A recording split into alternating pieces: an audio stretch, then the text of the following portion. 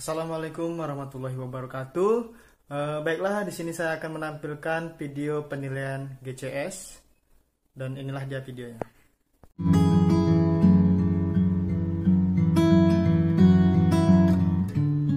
GCS adalah pemeriksaan tingkat kesadaran seseorang. Biasanya digunakan untuk mengkaji pasien-pasien yang mengalami cedera kepala, tapi tetap bisa digunakan untuk pasien-pasien pada umumnya.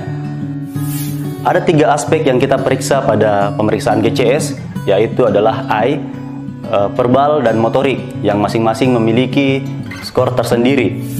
Untuk memudahkan, kita urutkan menjadi IPM atau eye, verbal, dan motorik dengan nilai 4 untuk eye, 5 untuk verbal, dan 6 untuk motorik. Untuk penilaian GCS ini, skor yang paling tinggi adalah 15 dan yang paling rendah adalah 3. Nah, sekarang mari kita lihat bagaimana cara melakukannya. Oke, untuk pemeriksaan pertama adalah pemeriksaan mata, di mana kita akan melihat berapa skor yang didapatkan dari pemeriksaan mata.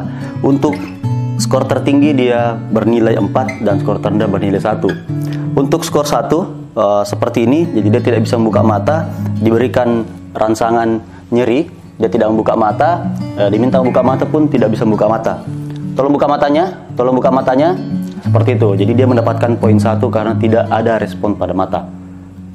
Untuk poin 2, pasien akan membuka mata dengan rangsangan nyeri. Jadi dia hanya bisa membuka mata ketika diberi rangsangan nyeri. Seperti ini. Untuk poin 3, pasien membuka mata dengan perintah. Jadi kita hanya memberikan perintah yang jelas, seperti tolong buka matanya, kemudian dia akan membuka mata. Tolong buka matanya. Ya, seperti itu. Dia mendapatkan poin 3.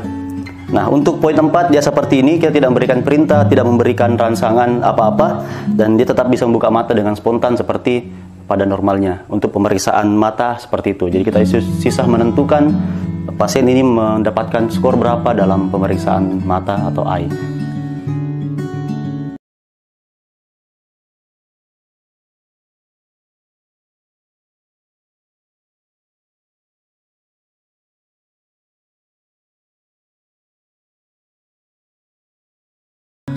Pak, halo, siapa namanya, Pak? Siapa namanya? Ya, itu untuk poin 1. Jadi pada saat kita bertanya dan tidak ada respon dari pasien, maka dia akan mendapatkan poin 1. Untuk poin 2, pasien mengeluarkan suara tapi tidak bermakna atau tidak ada kata-kata yang dikeluarkan. Siapa namanya? Kenapa bisa seperti ini? Kemudian untuk poin 3, pasien mengeluarkan kata-kata yang bisa dipahami tapi tidak nyambung dengan pertanyaan yang diberikan. Jadi jawabannya itu tidak nyambung atau inkoherensi. Siapa namanya? Nasi goreng. Lagi apa sekarang? Berlari. Oke, jadi untuk poin 3, pasien tidak memberikan jawaban yang nyambung dengan pertanyaan yang diberikan. Untuk poin keempat, pasien memberikan jawaban yang nyambung tapi seperti kebingungan atau disorientasi tempat. Jadi dia bisa menjawab pertanyaan dengan baik, kata-kata yang dikeluarkan juga jelas, namun seperti orang yang sedang kebingungan. Misalnya, hari apa hari ini?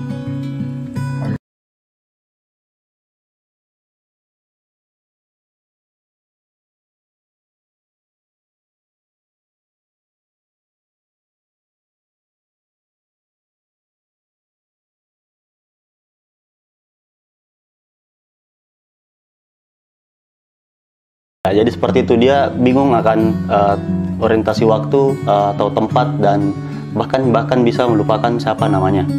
Untuk poin 5, pasien menjawab dengan baik, orientasi tempat, waktu, dan kejadian itu dia bisa tahu dengan baik. Misalnya kita tanya, siapa namanya? Risma. Sekarang hari apa? Hari Selasa. Sekarang tanggal berapa? Tanggal 6. 2 tambah 2 berapa? 4. Presiden Indonesia sekarang siapa? Jokowi. Ya, seperti itu. Jadi dia bisa menjawab pertanyaan dengan baik. Untuk pemeriksaan verbal cukup sampai di situ. Kita sisa melihat pasiennya dalam kondisi seperti apa.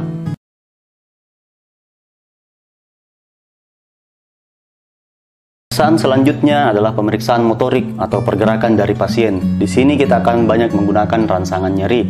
Jadi untuk poin 1, pasien tidak merespon terhadap rangsangan nyeri. Ya, seperti ini. Ada beberapa tempat yang bisa kita berikan rangsangan nyeri. Yang pertama di sternum, yang kedua di bahu, kita berikan seperti pijatan. Kemudian yang ketiga bisa dipencet pada ujung kuku. Ya, pada poin 1 dia tidak memberikan respon apa-apa. Untuk poin kedua, pasien merespon dengan ekstensi abnormal seperti ini.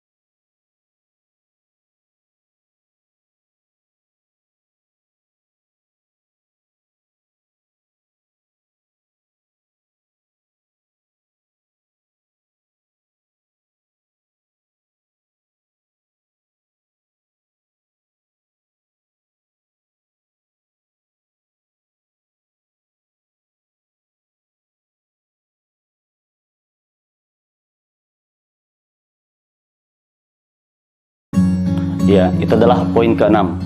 Iya, jadi seperti itu pemeriksaan GCS. Yang perlu diingat adalah kita harus mengetahui skor masing-masing tindakan yang diberikan, mulai dari mata, verbal, dan motorik, supaya kita tidak salah dalam menilai. Dan setelah itu kita bisa menjumlahkan skor yang dimiliki dari 3 penilaian tadi.